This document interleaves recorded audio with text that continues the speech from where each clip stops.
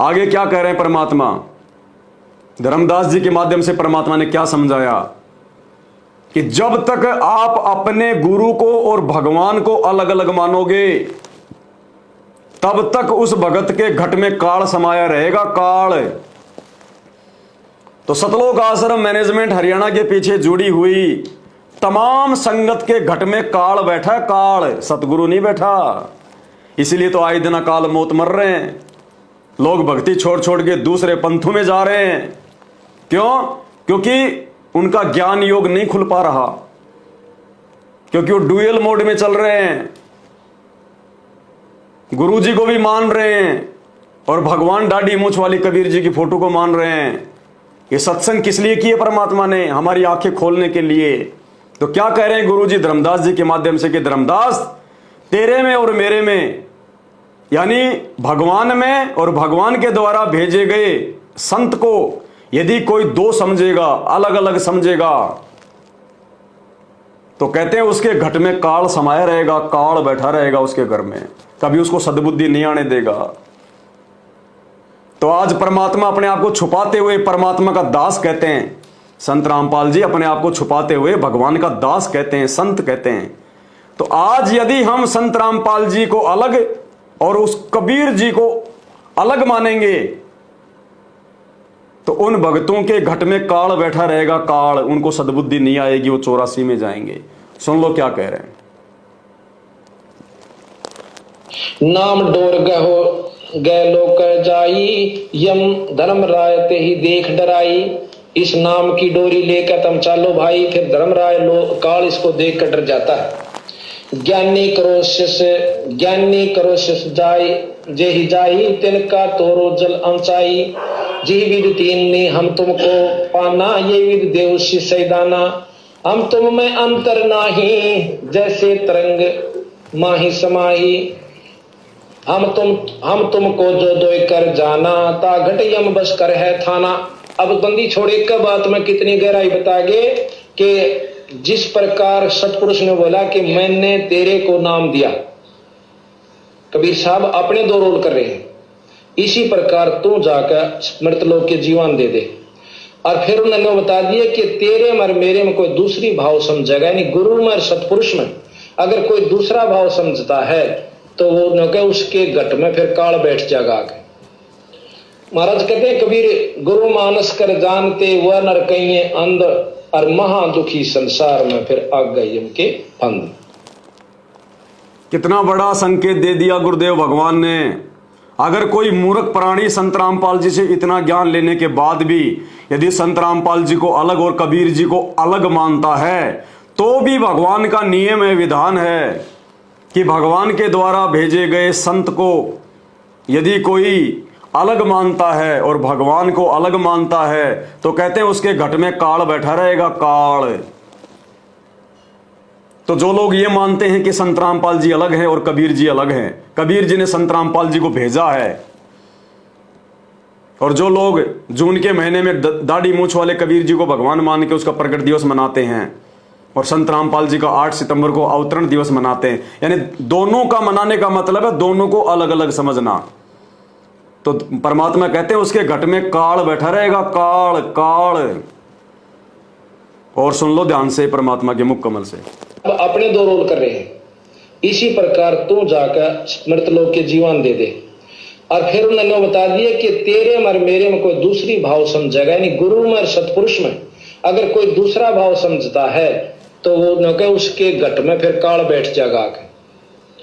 महाराज कहते हैं कबीर, गुरु मानस कर जानते वह नर कहिए अंध, और महा दुखी संसार में फिर आग गई उनके फंद। इसलिए भाई और बहनों, हम जून के महीने में वो दाढ़ी मूंछ वाले कबीर की काल्पनिक फोटो को भगवान मानकर उनका प्रकट दिवस नहीं मनाते। ये आदेश ही तो दे रहे हैं परमात्मा इन सत्संगों के माध्यम से। और क्या कह रहे हैं? स्पष्ट थोड़ी कहेंगे कि जून के महीने में कबीर जी का प्रकट दिवस मत मनाओ, क्योंकि उन्होंने तो उस दाढ़ी मूंछ वाली फोटो को सामने रखकर हमें ये भक्ति बताई, हमारे को ज्ञान समझाया अपने आप को छुपाते हुए, इसलिए वो मना नहीं करेंगे। संत रामपाल जी मना नहीं करेंगे कि तुम दाढ़ी मूंछ वाले को भगवान मत मानो, तुम उसका प्रकट दिवस मत मनाओ। उन्होंने तो खुद हमसे मनवाया ताकि हम भक्ति पर लगें। आज वो कैसे मना करवा देंगे। लेकिन उन्होंने ज्ञान आधार से उस दाढ़ी मूंछ वाले कबीर जी को रिजेक्ट जो है करने के लिए और खुद को कबीर परमात्मा के रूप में पहचान करवाने के लिए 28 साल से इतना ज्ञान दिया है। इन सत्संगों में ये सारे संकेत उन्होंने पहले ही कर दिए। तो इसलिए हम सत्सेवक धोखा नहीं खाएंगे भाई। हम तुम्हारे वो दाढ़ी मूंछ वाले कबीर जी को भगवान नहीं मानेंगे। यार मैंने तो फाड़ दी उसकी फोटोएं।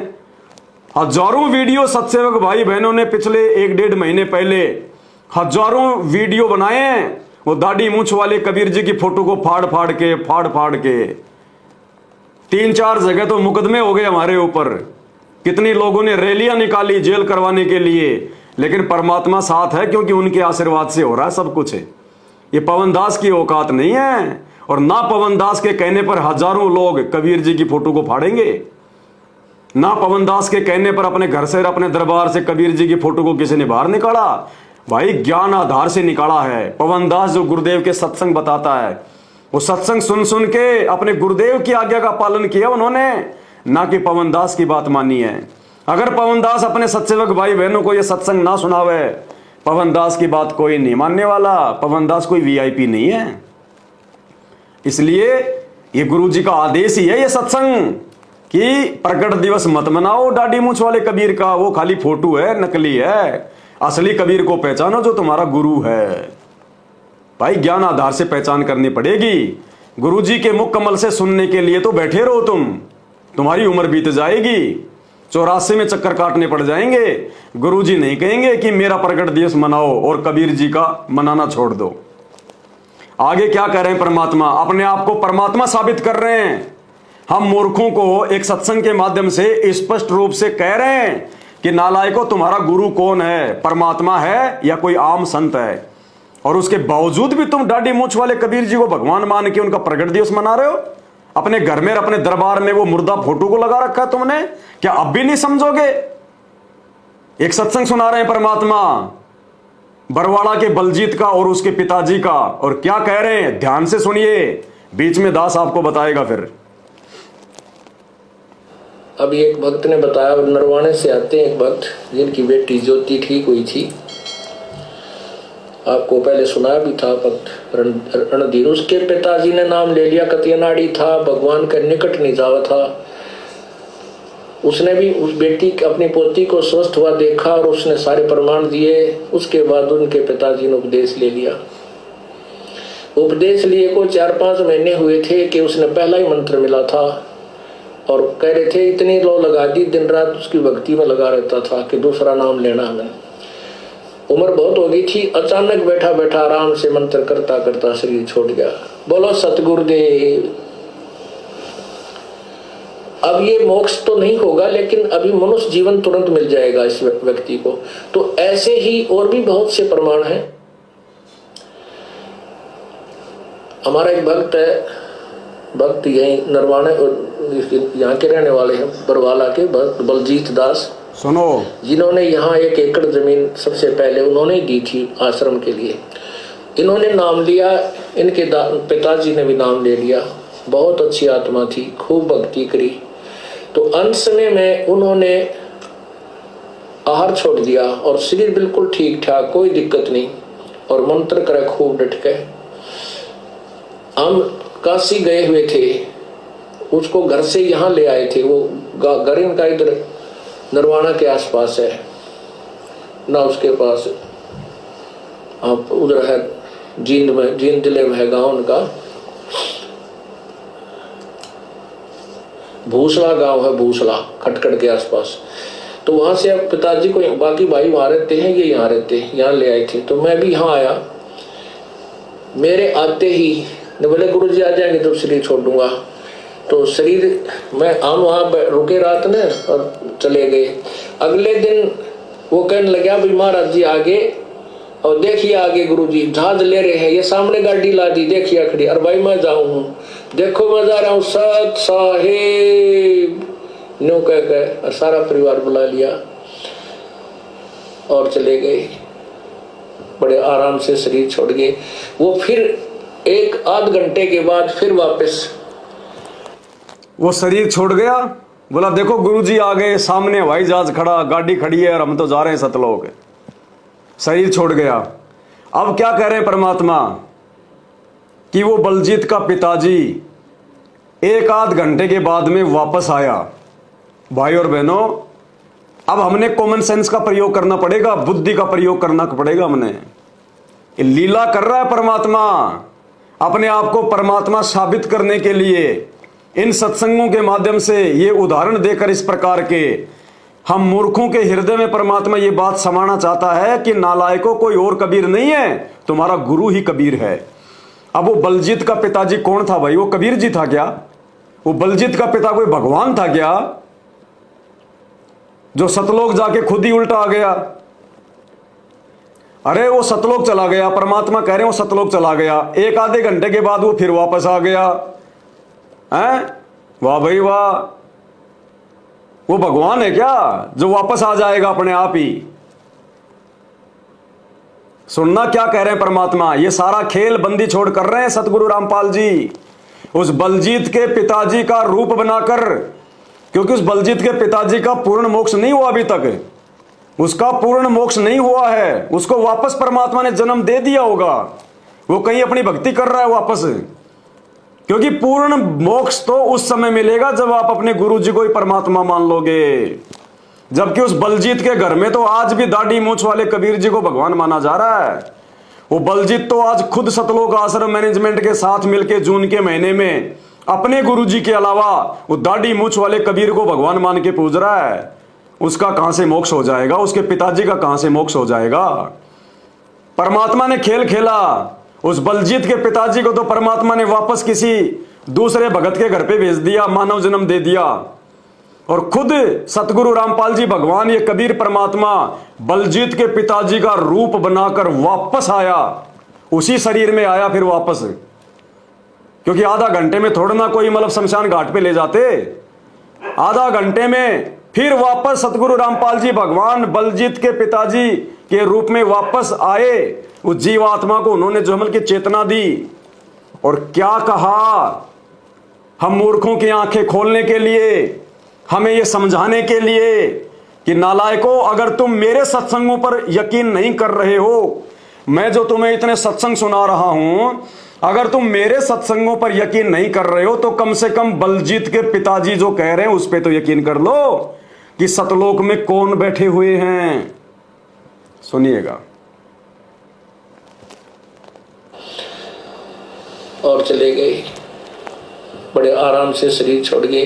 वो फिर एक आध घंटे के बाद फिर वापस आके कहने लगे, भाई मैं सतलोक गया था बालको, और वह भंडारे चल रहे हैं परमात्मा के, गुरुजी बैठे हैं, सतगुरु बैठे हैं। और क्या कहा? बलजीत के पिताजी के रूप में सतगुरु रामपाल जी भगवान ने हमें विश्वास देने के लिए क्या कहा कि भाई बच्चों, मैं सतलोक में गया था, सतलोक में, और वहां पे भंडारे चल रहे हैं और वहां पे परमात्मा बैठे गुरुजी, जबकि गुरुजी तो सत्संग कर रहे हैं नीचे। अरे गुरुजी तो काशी से सत्संग करके आए थे, फिर गुरुजी तो आश्रम में चले गए थे, और बलजीत का पिताजी कहां से आया वापस? सतलोक से। और क्या कह रहा है? और उसकी बात को गुरुजी कह रहे हैं इस सत्संग के माध्यम से। क्या कह रहा है वो बलजीत का पिताजी कि मैं सतलोक गया था और भाई वहां तो भंडारे चल रहे हैं और भाई परमात्मा बैठे, वहां तो गुरुजी बैठे हैं, सतगुरु। गुरुजी कौन? संत रामपाल जी। अरे तो भाई संत रामपाल जी तो नीचे थे धरती पर, और सतलोक में भी संत रामपाल जी बैठे हैं। तो परमात्मा कौन हुआ? असली कबीर कौन हुआ? अरे नालायकों, ऐसे ऐसे सत्संग सुनने के बाद भी तुम दाढ़ी मूंछ वाले कबीर जी की फोटो को अपना बाप मान रहे हो। अरे वो कबीर नहीं, वो काल है, काल। उस ज्योति निरंजन ने वरदान ले रखा है वो दाढ़ी मूंछ वाली फोटो का रूप बनाने का। वो ठगेगा त्रिकुटी पर उस रूप में, तो मैं वीडियो सुनाएंगे आगे। तो हमें यकीन दिलाया सतगुरु रामपाल जी भगवान ने बलजीत के पिताजी के माध्यम से। और बलजीत का पिताजी कहां सतलोक से वापस आना था? उसको तो भेज दिया किसी दूसरी मां के पेट में, और खुद परमात्मा ने ये लीला करी, ये खेल खेला उस परिवार को विश्वास जो है वो दिलाने के लिए, ताकि ये नालायक भक्ति पे लगे रहें। और फिर इस सत्संग के माध्यम से परमात्मा बाकी संगत को विश्वास दिला रहे हैं कि असली कबीर कौन है।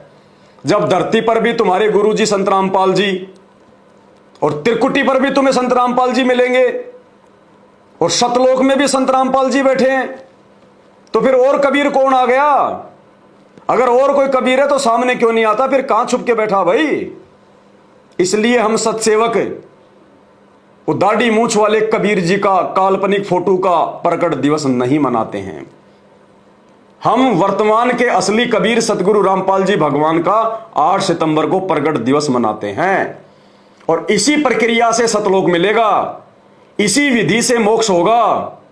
अन्यथा संत रामपाल जी के रहते सहते अगर वो दाढ़ी मूछ वाले कबीर जी को अपना बाप मानते रहे, अपने घर में अपने दरबार में उसकी फोटो को लगाए रखा और जून के महीने में उसका प्रकट दिवस मनाते रहे, तो नरक मिलेगा, नरक। सुन लो ध्यान से क्या कह रहे हैं परमात्मा। नो कह और सारा परिवार बुला लिया और चले गए, बड़े आराम से शरीर छोड़ गए। वो फिर 1-8 घंटे के बाद फिर वापस आके कहने लगे, भाई मैं सतलोक गया था वाल को और वहाँ भंडारे चल रहे हैं, परमात्मा के गुरुजी बैठे हैं, सतगुरु बैठे हैं और मैं तो तुम्हें बताने के लिए आया हूँ। एक दूध पिलाओ मेरे को, थोड़ा दूध पिलाओ। वो अपने फ्रिज, बोला ताज़ा दूध लाइए, फ्रिज मत निकाल कर ले गए। बोले ना जो ताज़ा को नहीं। फिर एक और भगत था, उनके गाय थी या भैंस, वहाँ से दूध लाए, जो 1 कटोरी दूध पी के बोला भाई मैं चाला, बच्चों लगे रही हो, ये पूर्ण मार्ग है, पूर्ण परमात्मा आए हैं। उस दिन के बाद इस परिवार का ऐसा क्या कह रहा था बलजीत का पिता कि बच्चों लगे रहियो भक्ति पर, ये पूर्ण मार्ग है, ये पूर्ण परमात्मा आए हुए हैं। खुद संत रामपाल जी अपने शब्दों में कह रहे हैं कि बलजीत का पिताजी बोला कि छोड़ मत देना इस मार्ग को, ये पूर्ण मार्ग है और पूर्ण परमात्मा आए हुए हैं। तो कौन आए हुए हैं? संत रामपाल जी आए हुए हैं। कौन? पूर्ण परमात्मा। पूर्ण परमात्मा कौन है? कबीर जी। फिर जून के महीने में दाढ़ी मूछ वाली फोटो को क्यों परमात्मा मान रहे हो? क्यों अपना कर्म बिगाड़ रहे हो? क्यों अपने भगवान को नाराज कर रहे हो? क्यों त्रिकुटी वाली परीक्षा में फेल होने का काम कर रहे हो? ध्यान से सुनो क्या कह रहे हैं कि पूर्ण परमात्मा आए हुए हैं। ताजा को नहीं।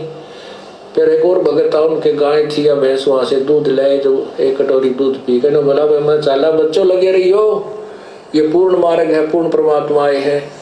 उस दिन के बाद इस परिवार का ऐसा दृढ़ विश्वास हो गया, समर्पण कर दिया पूरे परिवार ने, रिश्तेदारों ने। बोलो सतगुरुदेव की। और इसी परिवार ने, इसी बलजीत ने काल एजेंट महेंद्र के साथ में मिलकर 2014 का बरवाला कांड भी करवा दिया। इसी बलजीत ने 2014 का बरवाला कांड करवा दिया। ये नहीं समझ पाए सतगुरु को। क्यों? परमात्मा स्पष्ट कर चुके हैं, जो अपने गुरु को और उस कबीर को अलग अलग मानेगा उसके घट में काल बैठा रहेगा। तो महेंद्र के घट में भी काल, बलजीत के घट में भी काल, संत रामपाल जी के परिवार के घट में भी काल। और भाई जो 90% संगत वर्तमान में जो चल रही है इन आश्रमों के पीछे, सबके घट में काल। और ये काल एक दिन सबको ले डूबेगा। आने वाले समय में 2028 तक ये काल सबको ले डूबेगा। आगे क्या कह रहे हैं परमात्मा? भाई और बहनों, हमें साबित करने की जरूरत नहीं है, परमात्मा ने खुद अपने आप को साबित किया हुआ है कि भाई मैं भगवान हूं, मैं परमात्मा हूं। और अगर अपने गुरु को ही भगवान परमात्मा मान लोगे तो जीत में रहोगे, नहीं तो हार में जाओगे, हार में। और कैसे समझाएगा भाई? खुल के नहीं कहेगा कि मैं कबीर नहीं कहेगा। बाकी संकेत करने में कोई कसर नहीं छोड़ी। और ये संकेतों को समझने के लिए 28 साल से इतना ज्ञान दिया है। और इस ज्ञान को आधार बनाकर यदि अपने गुरु को कबीर नहीं माना तो भयंकर दुर्गति होगी। अगले सत्संग में क्या कह रहे हैं परमात्मा? इन सत्संगों को सुनकर हमने दाढ़ी मूछ वाले कबीर जी का जून के महीने में प्रकट दिवस मनाना छोड़ा है, क्योंकि ये गुरु जी के द्वारा स्पष्ट कहना ही है।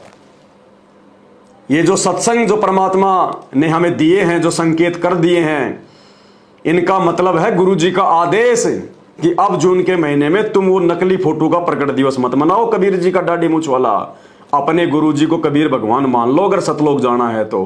क्या कह रहे हैं यहां परमात्मा? हमें आदेश दे रहे हैं। गुरु का सत्संग आदेश ही होता है, अगर कोई समझे तो। क्या कह रहे हैं? तो गुरु जी के सामने आते ही आपको ऐसा महसूस हो जैसे मैं भगवान के सामने जा रहा हूं।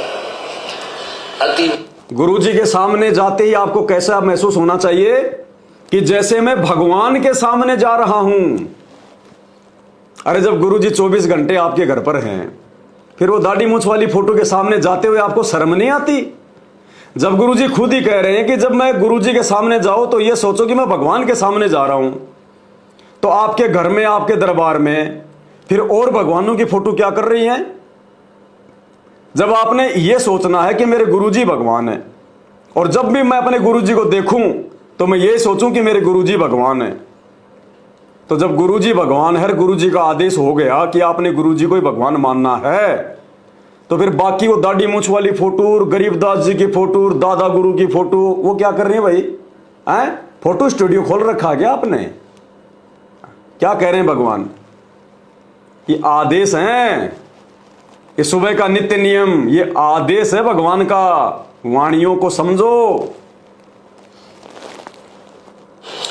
तो गुरु जी के सामने आते ही आपको ऐसा महसूस हो जैसे मैं भगवान के सामने जा रहा हूं।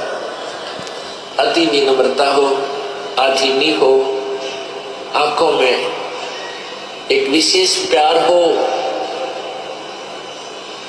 आत्मा गदगद हो। अब सुनना आगे। और जब भी गुरुदेव आपके समक्ष आए, आप ये ना समझे कि ये दास रामपाल आ गया है, ये समझे कि भगवान आ गए। ये जब भी गुरुदेव आपके सामने आए तो ये ना समझना कि ये दास रामपाल आ गया है। क्या समझना है? भगवान आ गए हैं। भगवान कौन? भगवान भगवान तो एक ही है, कबीर। अरे इतना बड़ा आदेश दे दिया गुरु जी ने। अरे इतना बड़ा आदेश दे दिया गुरु जी ने। अरे खाली गुरु जी यही तो नहीं कह रहे कि मैं कबीर हूं, बाकी ये कहकर कि अपने गुरुजी को यह ना सोचना कि रामपाल दास आ गया, ये सोचना कि भगवान आ गया। अरे तो भगवान कह दो चाहे वो कबीर कह दो, एक ही बात है, क्योंकि भगवान तो एक ही है, उसका नाम है कबीर। लेकिन तुम्हारे को तो सीधा सीधा बोलेंगे तब समझ में आएगी, सीधा सीधा ये बोलेंगे नहीं। अब सीधा सीधा बोलेंगे नहीं तो तुम मानोगे नहीं, और मानोगे नहीं तो 84 लाख में जाओगे भाई। तत्व ज्ञान वाले सत्संग इसीलिए किए जाते हैं मेरे भाई, कि थोड़े को बहुत ज्यादा समझ जाएं। क्या कह रहे हैं? आदेश दे रहे हैं कि मुझे कबीर मान लो, मुझे ही भगवान मानो। और जब इनका आदेश हो गया तो अपने गुरुजी को ठोकर मार के आप जून के महीने में वो दाढ़ी मूंछ वाले काल्पनिक कबीर जी का, दाढ़ी मूंछ वाले का प्रकट दिवस मनाओगे, उसको भगवान मानोगे आप। फिर आप अपने गुरुजी के आदेश की पालना कहाँ कर रहे हो? आप तो अपने गुरुजी के वचन को ठोकर मार रहे हो, अपने गुरुजी के आदेश को ठोकर मार रहे हो आप। आपका गुरु तो कह रहा है कि मुझे भगवान मानो, मुझे जो है कबीर मानो, और गुरुजी के कहने के बावजूद भी तुम जून के महीने में दाढ़ी मूंछ वाली काल्पनिक कबीर जी की फोटो को भगवान मान रहे हो। काहे के भगत हो भाई? काहे के दास हो तुम? कहां सतलोक जाओगे? कहां सतलोक जाओगे? 84 लाख योनियां तैयार हैं। दोबारा सुन लो क्या कह रहे हैं। प्यार हो, आत्मा गदगद हो। और जब भी गुरुदेव आपके समक्ष आए, आप ये ना समझे कि ये दास रामपाल आ गया है, ये समझे कि भगवान आ गए। ये दास भगवान नहीं है, लेकिन आपकी रिहर्सल कराने के लिए ये एक कठपुतली, एक ड्रावा आपके सामने रखना पड़ेगा, खड़ा रहना पड़ेगा, ताकि आप जब परमात्मा आवे तो वहां कोई रिहर्सल में उनके सामने को जो वास्तविक आपकी परेड होगी उसमें कमी ना रहे। भाई ये अपने आप को छुपाएंगे इसी प्रकार से। अपने आप को खुलकर कह भी दिया कि आपने इस दास को भगवान मानना पड़ेगा, रामपाल दास ना समझना। और फिर अपने आप को छुपा भी देते हैं कि यह दास भगवान नहीं है, लेकिन आपने त्रिकुटी वाली उस परीक्षा पे पास होने के लिए इस दास को भगवान मानना पड़ेगा। अरे भाई ये बात वही कह सकता जो खुद भगवान है। आप में से किसी भगत की हिम्मत है क्या जो ये कह दे कि आपने मुझ वीर सिंह दास को रामपाल दास मानना पड़ेगा? है किसी माई के लाल में हिम्मत?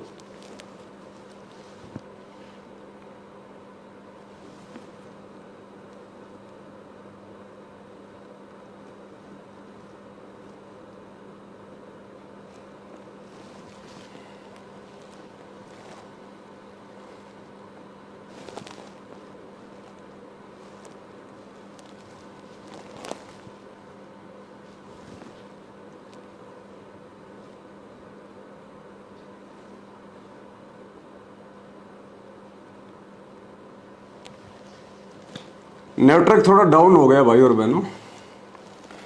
तो दास कहना चाह रहा है, क्या किसी संगत में, किसी भगत में यह हिम्मत है जो ये कह दे कि मुझ दास को रामपाल दास मानना पड़ेगा? कोई नहीं कह सकता, किसी में हिम्मत नहीं है। लेकिन यहां परमात्मा खुद कह रहे हैं, सतगुरु रामपाल जी भगवान खुद कह रहे हैं कि आपने इस दास को यह ना सोचना कि रामपाल दास आ गया, ये मानना कि भगवान आ गए। तो भाई ये शब्द वही कह सकता जो खुद भगवान है, खुद जो कबीर है। इसलिए हम सत्सेवक गुरुदेव भगवान के इन सत्संग रूपी आदेशों को फॉलो करते हुए जून के महीने में वो दाढ़ी मूछ वाले नकली कबीर का प्रकट दिवस नहीं मनाते। हम अपने गुरुदेव भगवान की कबीर जी के रूप में पहचान कर चुके हैं। हम केवल 8 सितंबर को अपने गुरुदेव का ही प्रकट दिवस मनाते हैं और अपने घर से हमने उन तमाम फोटोओं को निकाल दिया है। केवल अपने गुरुदेव भगवान की ही फोटो हम रखते हैं।